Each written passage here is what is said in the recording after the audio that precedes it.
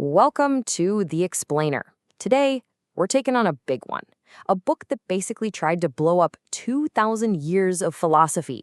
We're talking about Friedrich Nietzsche's Beyond Good and Evil. So Nietzsche starts off with this just bombshell of a question. He looks back at all of Western thought, at Plato, at everyone, and essentially asks, what if the entire thing, the whole shebang, was built on a huge mistake? You know, he has this great line. He says, supposing that truth is a woman, what then? It's a bit cheeky, right? But his point is that philosophers have been awful at wooing her. They've been these clumsy, serious guys who just demand answers instead of being charming or clever. And surprise, surprise, truth hasn't been won over. Okay, so what exactly is the problem here?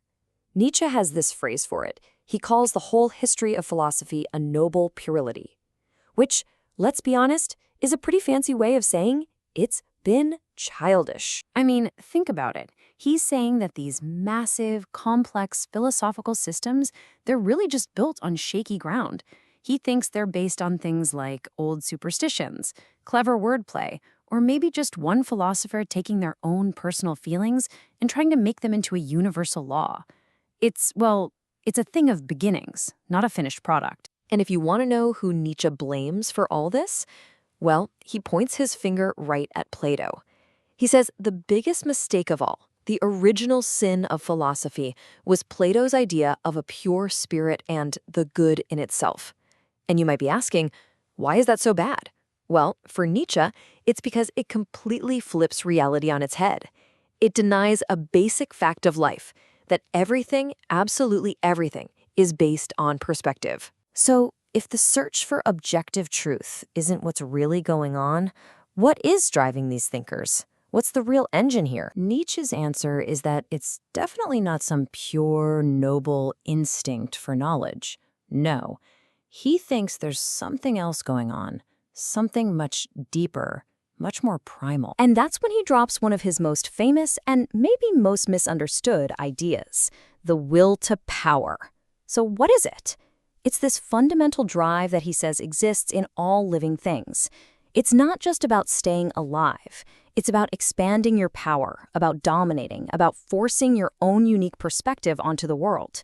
In fact, for Nietzsche, life itself is will to power. So check this out. Nietzsche basically pulls back the curtain on how he thinks philosophy really works. It's not this noble quest for truth. He says it's more like a really fancy form of self-deception. Step 1, a philosopher has some deep, personal gut feeling or prejudice. Step 2, they cook up some abstract truth that just so happens to justify that feeling. And then, step 3, they pull out all the cold, hard logic to prove the thing they wanted to believe all along. And this is the real kicker. Every great philosophy you've ever heard of, it's not a discovery, it's a confession. It's the philosopher's own story, an unconscious memoir. So when you're reading someone like Kant or Spinoza, you're not getting a map of reality. You're actually getting a window into their deepest, most personal drives. All right, so if all of philosophy is just personal prejudice dressed up in fancy logic, that leads us to Nietzsche's most explosive idea of all. What if our morality, our sense of right and wrong, is built on the exact same shaky foundation? So where do our values of good and evil actually come from? Are they handed down from on high? Are they universal truths? Nietzsche says no way. He argues they're actually the result of a long, bitter power struggle between two very different kinds of people. And he lays out these two totally opposing systems. On one side, you have master morality. This is the morality of the strong, the powerful, the nobles. For them, good is just, it's them. It's pride, strength, nobility. Things they dislike are just despicable or beneath them. But then you have slave morality. This comes from the weak, the oppressed, and what do? Out of resentment, they perform this incredible trick. They take all the master's values and call them evil. And everything that helps them survive, compassion, humility, patience, they call that good. Now, this is probably one of his most controversial points. He specifically says that this slave revolt in morality begins with the Jews in ancient history. He argues that this was the moment when the aristocratic value system was flipped on its head. It was an incredible 2,000-year-long revolt that, he claims, ultimately succeeded. And now the morality of the once weak has become the dominant morality of the entire Western world. Okay, so at this point, Nietzsche has basically taken a sledgehammer to both truth and morality. You'd think he'd be feeling pretty down about things, right? But he's not. In fact, he sees this as a huge opportunity. He sees a new kind of philosopher on the horizon. For him, all this destruction isn't a dead end. It's an opening. It's a chance to start fresh. And that means a new kind of thinker has to emerge. Someone who is brave enough to operate beyond good and evil, to step into that void and actually create new values. So who are these philosophers of the future?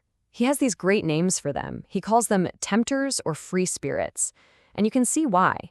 These are the people who are strong enough to say no to the old ways. They're experimenters, they're risk takers, they're willing to go into the most dangerous intellectual places to forge something new and life-affirming. And this quote right here, it's like their declaration of independence.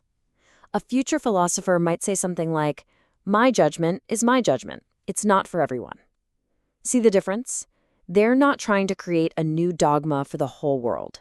They're rejecting that whole idea. They're creating values for themselves. So what are the hallmarks of this new philosopher? Well, for one, they're critics and creators. They have what Nietzsche calls a courageous manliness of skepticism. They actually get a kick out of saying no and analyzing things.